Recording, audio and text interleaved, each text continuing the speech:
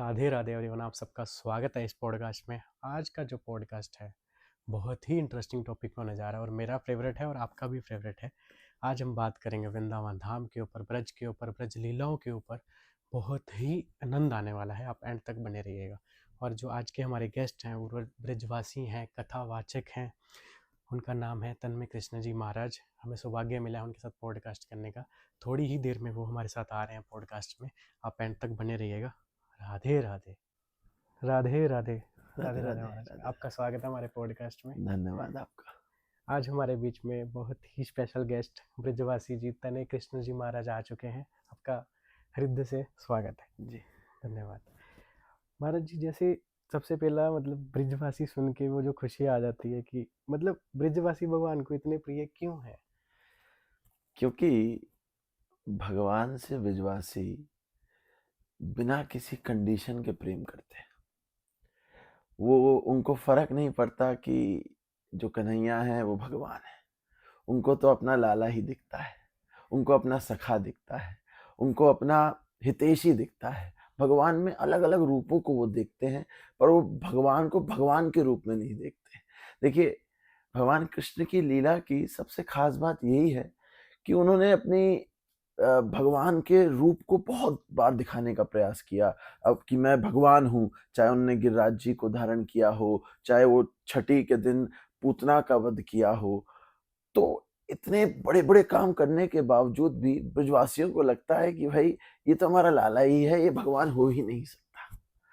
तो जब आप किसी से बिना किसी कंडीशन के यह मान के कि भैया ये हमारा स्नेही है, ये हमारा प्रेमी है, उस तरह से प्रेम करते हो, तो फिर उस प्रेम की किसी भी प्रकार से आप तुलना नहीं कर सकते। तो भगवान इसीलिए ब्रजवासियों से इतना अकाट्य प्रेम करते हैं, क्योंकि उनकी कोई कंडीशन नहीं है ब्रजवासियों की। भगवान को बस भगवान के रूप में ना मानकर अपना प्रेमी मानते हैं, अपना सखा मानते हैं। और ये जो ब्रिजवासी, ये जी। ब्रिज वर्ड कहाँ से आया है? देखिए, ब्रज का अगर संस्कृत वर्ड देखें, तो संस्कृत में इसका मतलब होता है लगातार चलना। रेगुलर मूवमेंट को ब्रज कहते हैं। और ब्रज का वास्तविक अर्थ अगर आप इससे जोड़कर मानेंगे, तो आप लगातार चल रहे हैं किसकी तरफ? ठाकुर जी की तरफ, बांके बिहारी की तरफ, उसको ब्रज कहते हैं। और भागवत में आया है व्यापकम ब्रज उच्यते। वो भगवान, वो ब्रह्म जो सब जगह व्यापक है, उस धरती के कोने कोने में जो ब्रह्म व्यापक है, वही ब्रज है। तो ये अर्थ है ब्रज का। क्या बात है। और मतलब एक का है कि ब्रज, ये ब्रज आया कहाँ से है? कहते हैं ना कि भगवान का जो ब्रज है, जी। ये वृंदावन जो है, ये धरती से थोड़ा अलग है, भगवान के धाम से आया है, जी। इसको ऐसे बोला जाता है। देखिए, एक तो ये ब्रज वैसे भी सब स्थानों से श्रेष्ठ है। जैसे एक दूध का सार क्या होता है? मक्खन होता है। एक पेड़ का सार क्या होता है? उसका फल होता है। ऐसे ही इस पूरी सृष्टि का सार है ये ब्रज। जब ब्रह्मा जी ने ये सृष्टि बनाई, तो उनसे पूछा गया कि ब्रह्मा जी, इस सृष्टि का सार क्या है? हम जानना चाहते हैं। तो ब्रह्मा जी ने सृष्टि को मथना शुरू किया। मथना समझते हैं? उसको चर्न करना शुरू किया, और चर्न करते करते सृष्टि तो नीचे रह गई, और ये ब्रज, ये वृंदावन ऊपर आ गया। तो ये सार रूप में उदय हुआ। और इसको अगर और आप आध्यात्मिक रूप से और जोड़ेंगे, तो जो भगवान कृष्ण का लोक है, जिसको गोलोक कहते हैं, वही वृंदावन का स्वरूप है, और वही वृंदावन जो है गोलोक है। तो दोनों एक दूसरे के, आप समझ लीजिए, प्रतिबिंब है, एक दूसरे के मिरर है। जो भगवान का गोलोक है, वही वृंदावन है। तो दोनों में कोई अंतर नहीं है।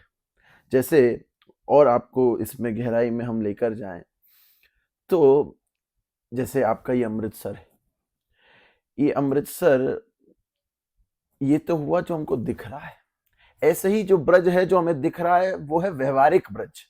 जैसे आपके अमृतसर में मंदिर है, दुर्गाना मंदिर है, आपके यहाँ वो लाल देवी जी का मंदिर है, और अनेक अनेक मंदिर है। ऐसे ही वृंदावन में भी मंदिर है, अनेक मंदिर है। थोड़े ज्यादा मंदिर होंगे, अमृतसर से थोड़े ज्यादा मंदिर होंगे। जैसे अमृतसर में सड़कें हैं वैसी वृंदावन में भी सड़कें हैं, जैसे अमृतसर में बिल्डिंग्स हैं वैसे ही वृंदावन में भी बिल्डिंग्स हैं।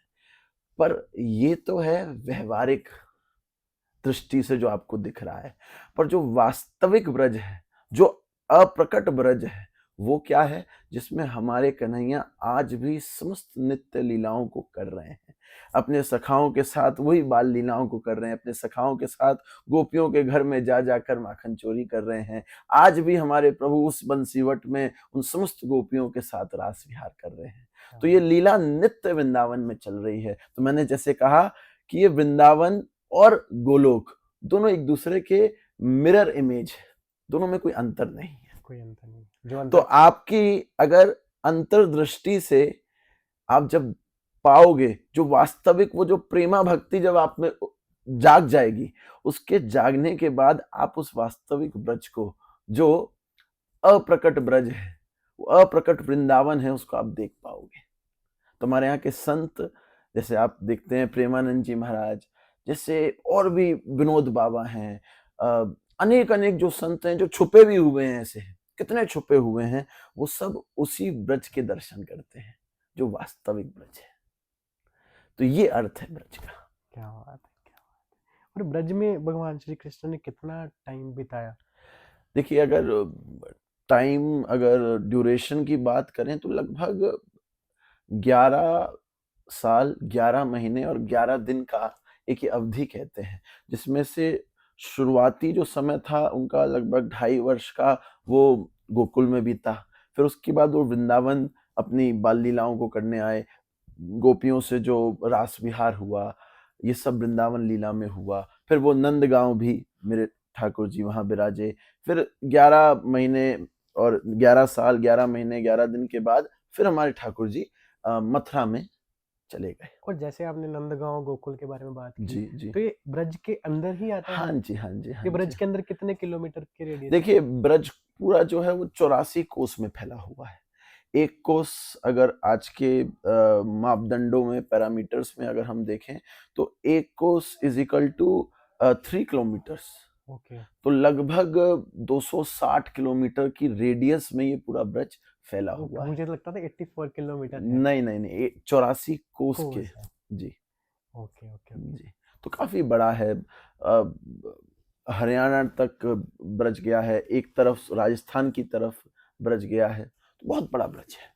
और दूसरे स्टेट्स में भी, यूपी के अलावा राजस्थान और हरियाणा भी ब्रज में आते हैं, कई कुछ कुछ छोटे छोटे पार्ट। बोलते हैं ना कि जैसे कभी मतलब जब कलयुग बढ़ जाएगा, प्रलय भी आ जाएगी, बट ये वृंदावन वृंदावन ही रहेगा। जी, मैंने बताया ना, ये हाँ। नित्य है, जैसे गोलोक नित्य है, गोलोक कभी नाश नहीं हो सकता, ऐसे ही वृंदावन है, क्योंकि ये एक दूसरे की मिरर इमेज है। मतलब आप पे भगवान की अपार कृपा बरसी। जी जी जी जी। अब वो ठाकुर जी ने बस ऐसी कृपा कर ली कि ये शरीर ब्रजवासी शरीर दे दिया, ऐसा परिवार दे दिया जिसमें ठाकुर जी की सेवा तो होती है। हम तो जैसों पे कैसे कृपा हो सकती है ब्रज में?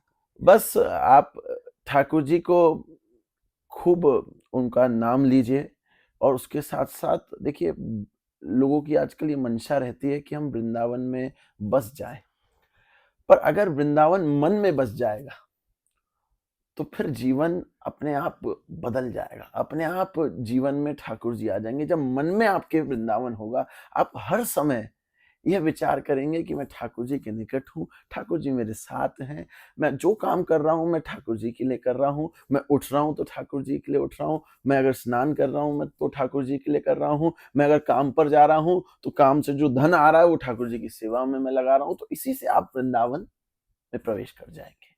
यही आप दूर रहते हुए भी आप वृंदावन में रहेंगे, तो ऐसी कृपा हो जाएगी। और आपको कितना टाइम हो गया कथा करते हुए विदेश में? लगभग मुझे 7 वर्ष हो गए। 7 वर्ष हो गए। जी आपके परिवार में? जी, मेरे पिताश्री डॉक्टर संजय कृष्ण सलील जी, जो बहुत बड़े कथावाचक हैं और बहुत समय से भागवत कथा, राम कथा आदि पूरे भारतवर्ष में और पूरे दुनिया भर में कर रहे हैं। तो उन्हीं की कृपा से, और हमारे जो दादाजी थे पूज्य प्राण गोपालाचार्य जी, तो वो बहुत बड़े पांडित्य कर्म के, जिसे कर्म कांड कहते हैं, उसके विशेषज्ञ थे। उसके वो ब्राह्मण थे ऐसे जो पूरे ब्रज में जिनका नाम था। अगर आपने वृंदावन में प्रेम मंदिर देखा हो, तो प्रेम मंदिर की भूमि पूजन, प्राण प्रतिष्ठा वो हमारे दादाजी ने कराई थी। जो आपने वृंदावन में जो इस्कॉन मंदिर है, उसकी प्राण प्रतिष्ठा हमारे परदादा जी ने कराई थी। तो मैं अपने पूरे परिवार की 5वीं पीढ़ी हूँ जो ठाकुर जी की सेवा में लगा हुआ हूँ। जी, जी। अभी हम थोड़ा सा भगवान की लीलाओं की तरफ बढ़ते हैं। मतलब जी। ब्रज में भगवान ने मतलब स्टार्टिंग से लेके थोड़ा सा चलते हैं कि कौन कौन सी लीलाएं करी और आपको कौन कौन सी लीलाएं अच्छी लगती हैं, और हमें भी थोड़ा सा सुनाए। देखिए, ठाकुर जी ने सबसे पहले तो उनका प्रकट होना ही अपने आप में एक अद्भुत लीला है। कहाँ मथुरा में कारागृह में प्रकट हुए। और आप देखिए, जो हमारे ठाकुर जी हैं उनका जीवन भी सरल नहीं रहा। बिल्कुल जीवन सरल नहीं था। आप देखिए, कोई बालक का अगर कारागृह में जन्म हुए तो कैसा उसका जीवन होता है। आज थोड़ा-सा आप नेट पे सर्च करेंगे तो आप उन बच्चों के बारे में देखिए जो बच्चों का जन्म जेल में होता है। उनका कैसा जीवन होता होगा, कोई सोच भी नहीं सकता। ऐसे ही हमारे ठाकुर जी का जन्म कारागृह में हुआ मथुरा में। फिर मथुरा से कंस के, क्योंकि देवकी वसुदेव डर रहे थे, भगवान ने कहा कि आप मुझे नंद बाबा के यहाँ गोकुल में छोड़कर आ जाइए। फिर मेरे ठाकुर जी गोकुल में पहुंचे। वहां फिर 6वें दिन में पूतना जी आ गई। प्रभु ने उसका उद्धार किया। और उद्धार भी ऐसे नहीं किया उसको, क्योंकि मेरे ठाकुर जी विचार कर रहे थे, जब क्योंकि वो पूतना अपने स्तनों में कालकूट जहर भर कर आई थी और उसका उद्देश्य था कि हम कन्हैया को मार देंगे। पर कन्हैया ने क्या किया, उस पूतना के स्तनपान करते करते कन्हैया विचार कर रहे हैं कि देखो, जिसका दूध पिया जाता है वो माँ होती है। मेरी पहले से 2 माँ हैं, एक देवकी माँ है, एक यशोदा माँ है, और अब ये तीसरी माँ और आ गई है। अब उनको मैं बाद में देखूंगा, उनको क्या गति दूंगा उन दोनों को। पहले मैं इसको वही गति देता हूँ जो माँ को एक गति देनी चाहिए। अहो बकीयम स्तन कालकूटम जिघाम सयापा यदप्य साध्वी लेबे गतिम धातृच्युतम ततोन्यम कंबा दयालुम शरणम ब्रजेमा। कि ऐसा दयालु ब्रह्म जो बिना किसी कारण के ही आप पर कृपा कर लेता है। बस वो ये देखता है कि भाई आप शरणागत हुए हो, उसी से आप पर कृपा कर लेता है। तो पूतना पर वही कृपा करी और अपनी माँ की गति, जो माँ को गति दी जाती है, ठाकुर जी देने वाले थे, वो पूतना को ही दे दी। फिर पूतना के बाद और भी असुर आए, शक्टासुर आया, तृणाव्रत आया, उनको भगवान ने उद्धार किया। फिर कई लीलाओं को करने के बाद भगवान का नामकरण हुआ। नामकरण के बाद फिर एक 2 पेड़ थे जिनको भगवान ने ओखल लीला के द्वारा तोड़ा गोकुल में, जो आज भी वो जिस जगह पर भगवान ने वो ओखल लीला करी वो आज भी जगह मौजूद है। फिर ब्रह्मांड घाट है जहाँ पे भगवान ने गोकुल में ही ये स्थान है जहाँ पर भगवान ने मैया को पूरा ब्रह्मांड अपने मुख में दिखाया था। माटी जब खाई थी मैया ने कहा मुंह खोल लाला, तो भगवान ने माटी के बहाने पूरा ब्रह्मांड दिखाया था। और देखिए, इस लीला के द्वारा भी भगवान ने एक बात हमें समझाई कि भगवान ने माँ को ही ब्रह्मांड क्यों दिखाया, क्योंकि एकमात्र दुनिया में माँ ही ऐसी होती है जो सब कुछ जानती है। आप कितना भी छुपा लो उनसे, माँ को सब पता है कि आप क्या कर रहे हो, क्या नहीं कर रहे हो। माँ से कुछ छुपता नहीं है। इस बात को दिखाने के लिए भगवान ने माँ को वो समस्त ब्रह्मांड के दर्शन अपने मुखारविंद में कराए। फिर उसके बाद भगवान वृंदावन पहुंचे। वृंदावन में गौचारण लीला करी। फिर गोपियों के साथ वो समस्त माखन चोरी लीला करी, उनके घरों में जा जाकर। फिर अनेक अनेक लीलाओं को मेरे ठाकुर जी ने किया वृंदावन में रहकर। वृंदावन में सबसे मुख्य लीला हुई रास की, बंसीवट पर जो हमारे ठाकुर जी ने दिव्य वो लीला करी उन समस्त गोपियों के साथ। शरद पूर्णिमा की रात्रि में भगवान ने दिव्य रास रचाया जिसको महारास कहते हैं। और फिर भगवान मथुरा गए। मथुरा में कंस का उद्धार किया। काफ़ी समय, लगभग कहते हैं 20 वर्ष भगवान मथुरा में रहे। फिर जरासंध आया, जरासंध को 18वीं बार जब वो आ रहा था, 17 बार परास्त किया था, जब वो 18वीं बार आ रहा था तो भगवान वहाँ से भागे हैं और भागकर एक पहाड़ पे चढ़कर सीधे कूदे और द्वारका में पहुंच गए। उनको रणछोड़ कहा गया। फिर द्वारका लीला शुरू हुई। लगभग 100 वर्ष भगवान द्वारका में रहे और फिर अपनी लीला को पूर्ण कर कर वहीं से उन्होंने, उससे पहले हस्तिनापुर जाकर जो पांडव और कौरवों का जो युद्ध हुआ था कुरुक्षेत्र में, वो करवाया। फिर उसके बाद अपनी लीला को भगवान ने द्वारका में ही पूर्ण कर दिया। तो लगभग 125 वर्ष का, 125 वर्ष का एक पूरा एक भगवान की लीला हुई इतने इतने समय तक। सब जगह पे गए, बट जी भगवान जी को जी जी वृंदावन जी सबसे जी जी जी सबसे क्योंकि ज्यादा प्रिय है। जी जी बिल्कुल, वृंदावन, मैंने जैसे बताया कि वृंदावन एक ऐसी भूमि है, अन्य जितनी भी भूमि है वो कोई ज्ञान की भूमि है, कोई वैराग्य की भूमि है, पर वृंदावन प्रेम की भूमि है, वृंदावन भक्ति की भूमि है, वृंदावन त्याग की भूमि है।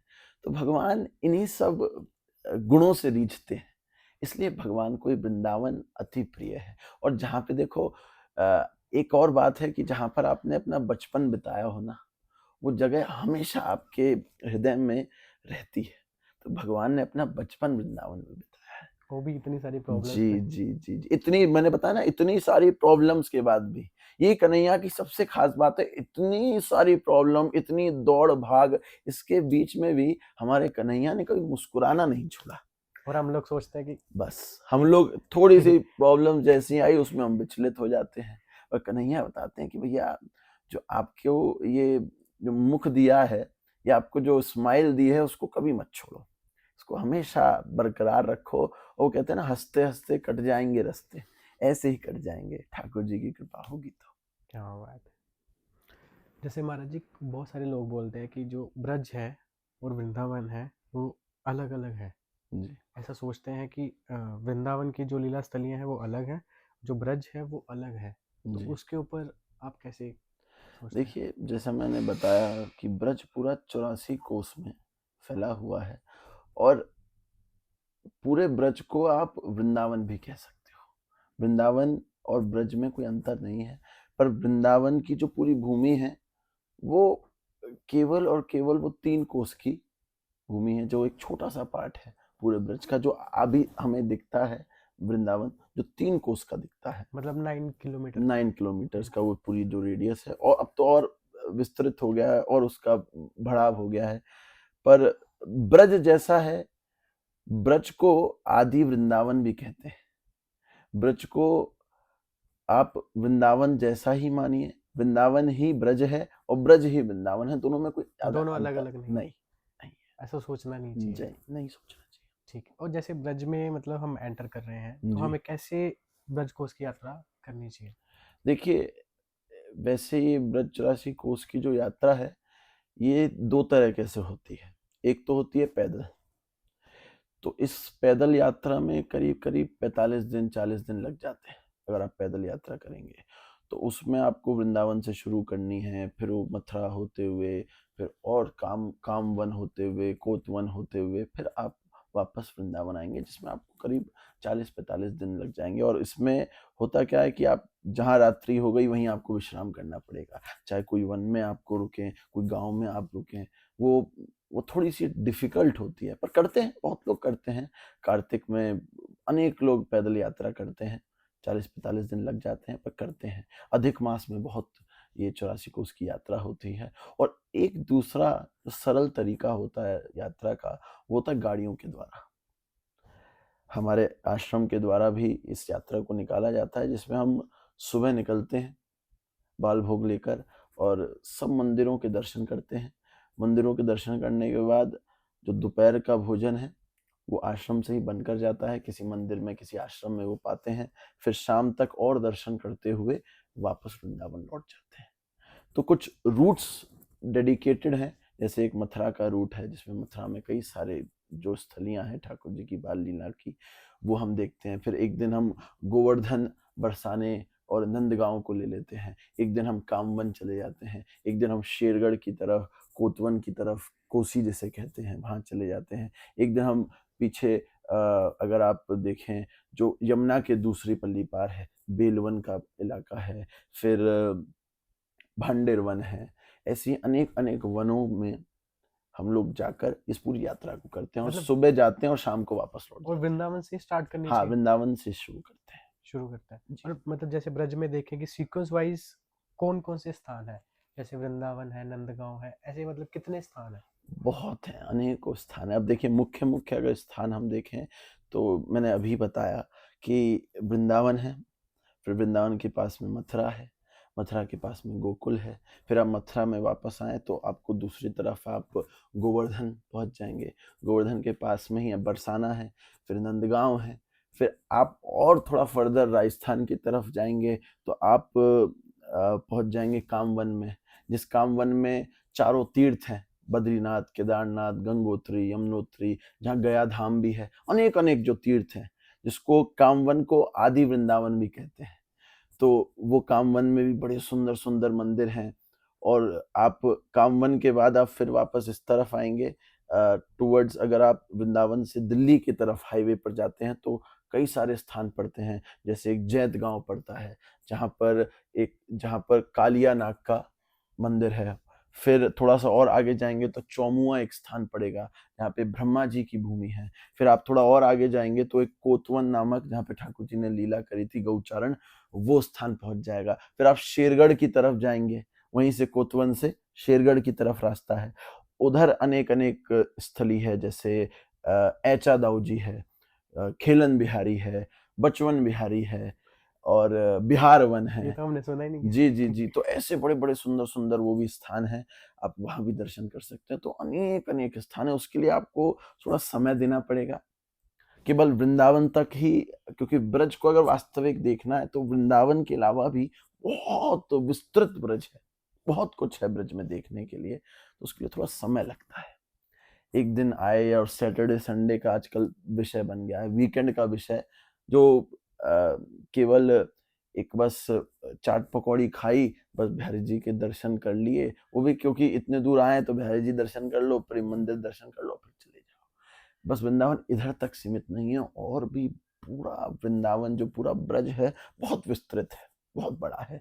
तो इस प्रकार से आप पूरी यात्रा कर सकते हैं, जो मैंने एक छोटा-सा रूट मैप बताने का आपको प्रयास किया।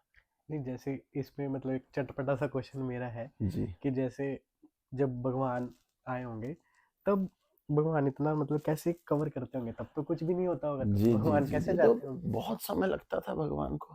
भगवान ये कवर करने का तरीका उनके पास एक ही था, वो गौचारण करते थे। गौचारण करते हुए उन्होंने पूरे ब्रज में घूमा है।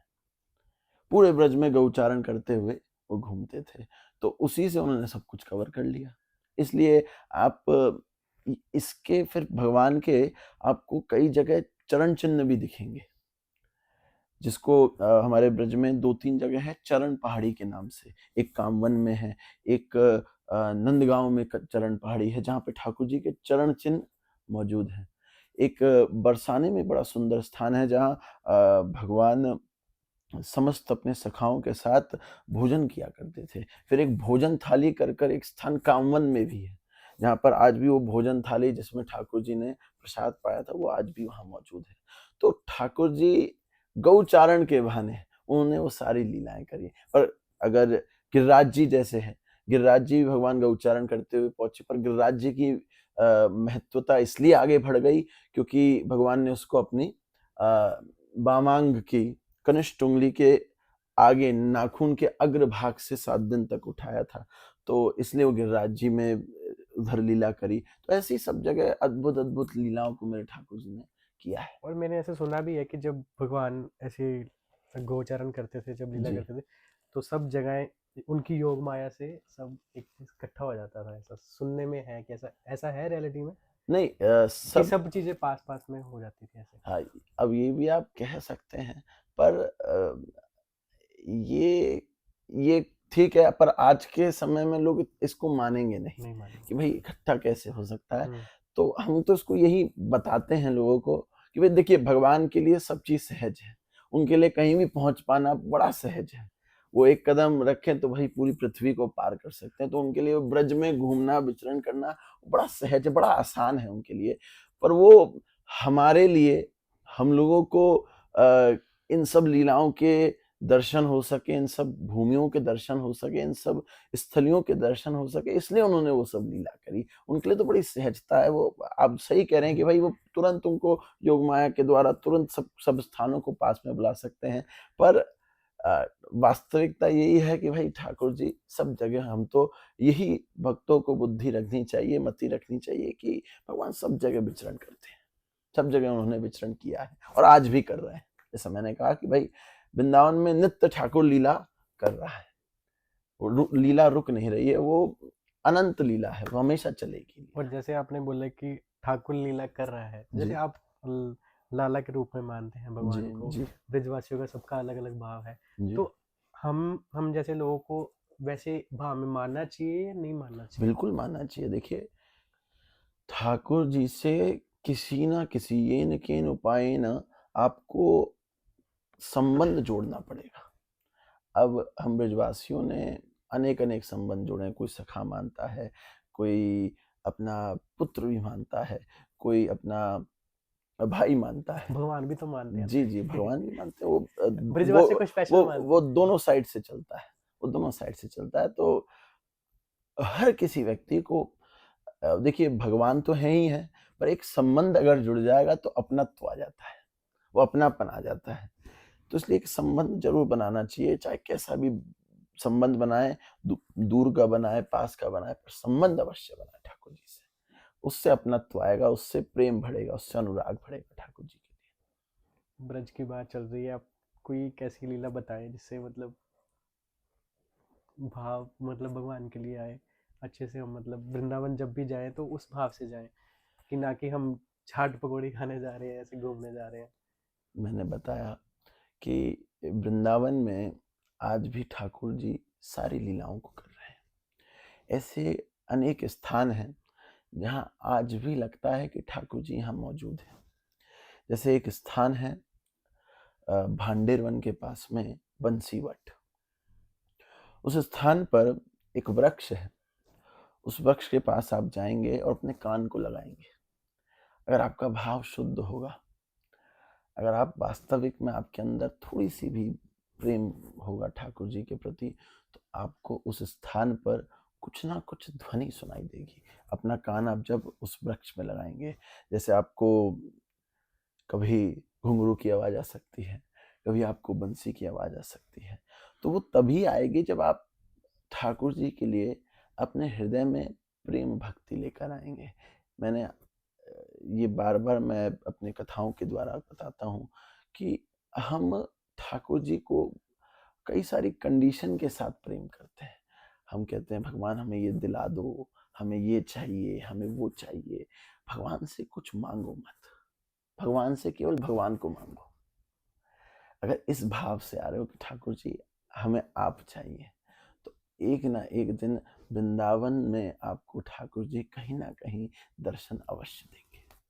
इस भाव से आएंगे कि भाई मैं केवल ठाकुर जी को अनकंडीशनल, कोई कंडीशन नहीं है मेरी, बस मैं ठाकुर जी से प्रेम करता हूँ। इस भाव से आएंगे तो कहीं ना कहीं ठाकुर जी आपको अवश्य दर्शन देंगे।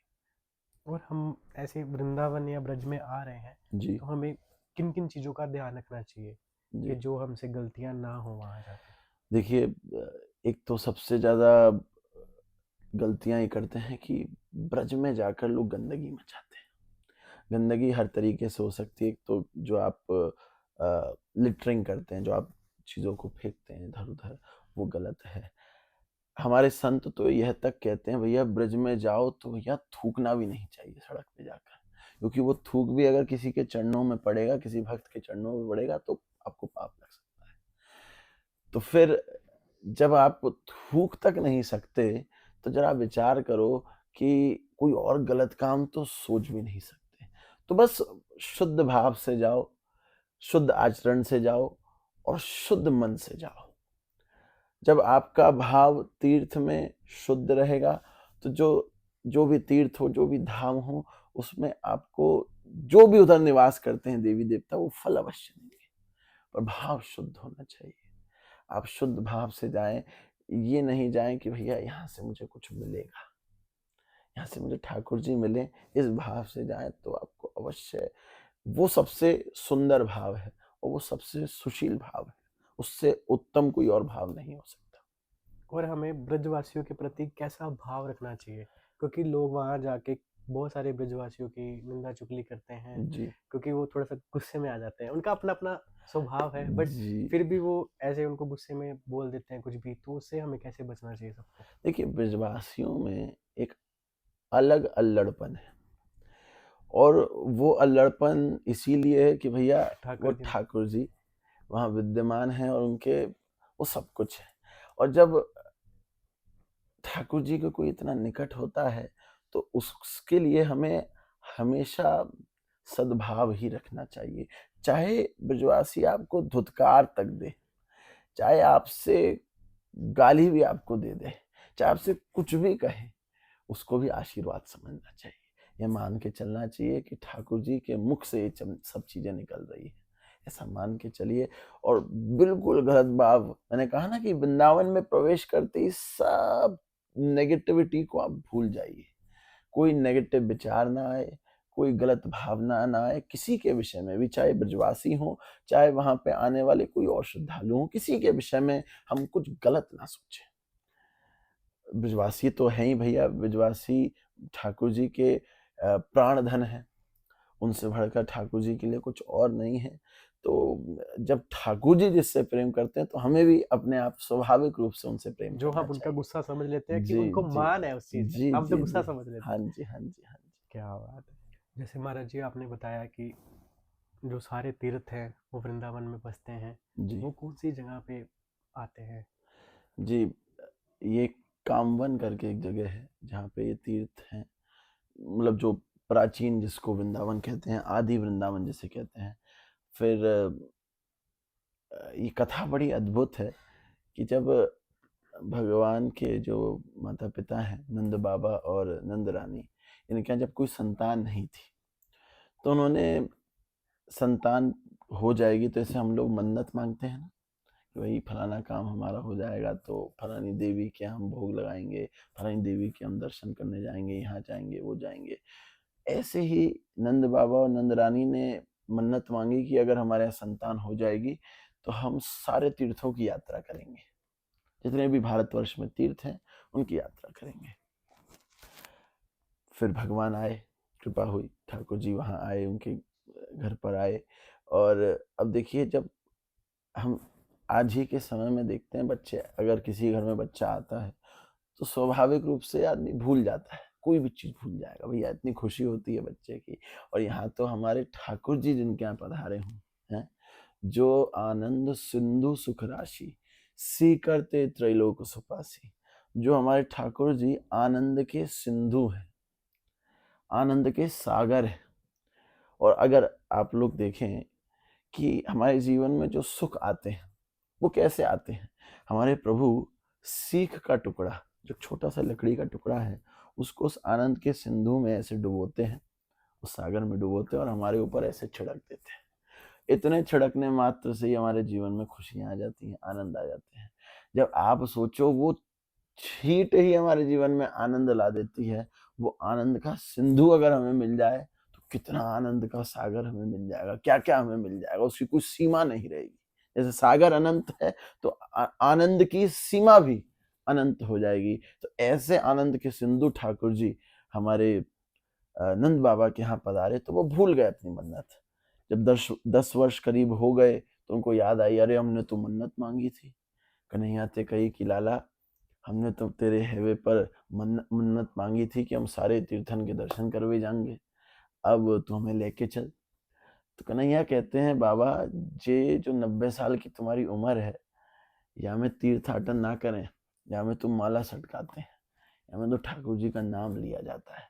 इसलिए आप एक काम करो, आप कहोगे तो मैं सारे तीर्थों को यहीं बुला दूंगा।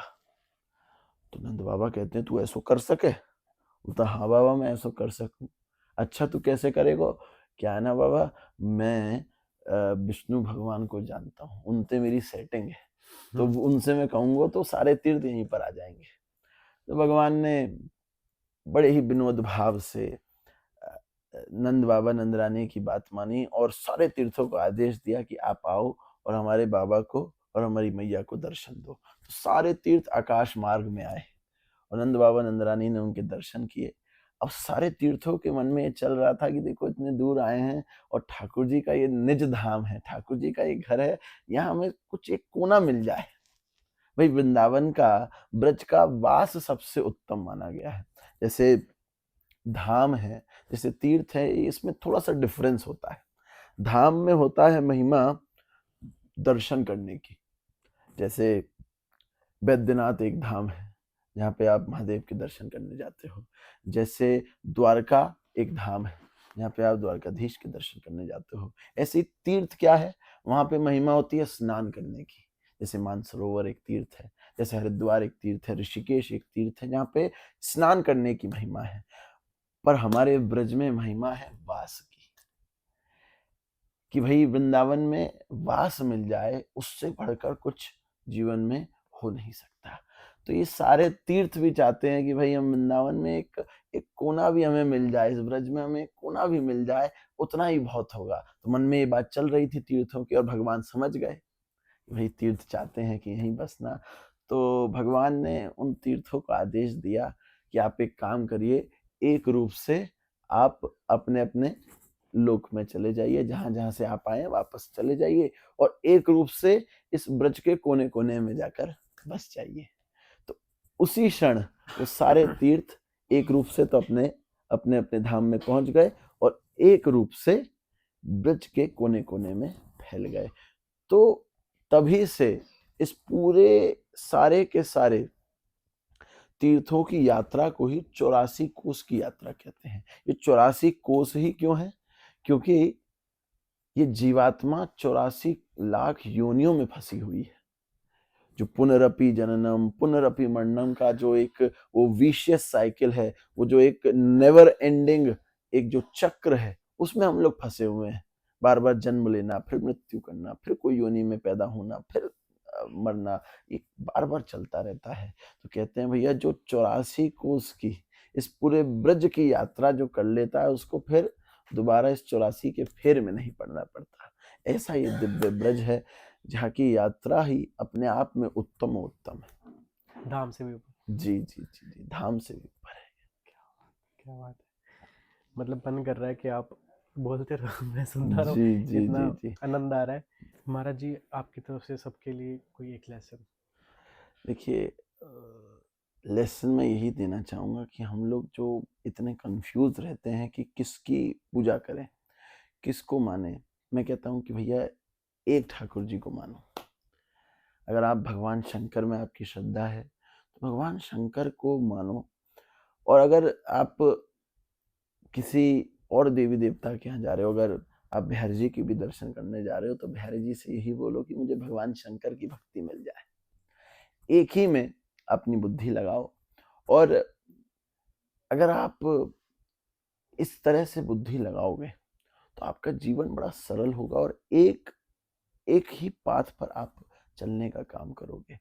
और दूसरी एक और अच्छी बात ये है, आप अपने जीवन में यह बात डालो कि मैं जो काम करूं मैं ठाकुर जी के लिए करूं। मैं जो काम करूंगा मैं ठाकुर जी के लिए करूंगा, उसके अलावा मैं किसी और के लिए काम नहीं करूंगा। आप सुबह उठो तो ठाकुर जी के लिए उठो, आप जो काम करो वो ठाकुर जी के लिए करो। मतलब सब कर्म भगवान जी को जी, समर्पित करने देखिए हैं। सारे के सारे शास्त्रों का, सारे के सारे जितने भी हम उपनिषद पढ़ते हैं, जितने हम वेद पढ़ते हैं, चाहे हम गीता पढ़ें, चाहे हम भागवत पढ़ें, इन सब का एकमात्र ही सार क्या है कि आप इस तन को, इस शरीर को तो संसार के लिए दे दो। जो अलग अलग धर्म आपको दिए हैं, एक बेटा होने का, एक बेटी होने का, एक एम्प्लॉय होने का, एक पत्नी होने का, एक पति होने का, इस धर्म को आप पूर्ण रूप से निभाओ। पर इस मन को आप ठाकुर जी को दे दो, इस मन में केवल ठाकुर जी रहें। ये सबसे अच्छी एक सलाह है जो मैं सारे जितने भी लोग हैं जो आपके चैनल के माध्यम से इस पॉडकास्ट को सुनेंगे, उनसे यही बात कहूँगा कि आप इस शरीर को तो संसार के लिए छोड़ दो, पर इस मन को ठाकुर जी के लिए छोड़ दो। यही सारे शास्त्रों का सार है। धन्यवाद, राधे बहुत बहुत राधे धन्यवाद। राधे राधे राधे। राधे राधे।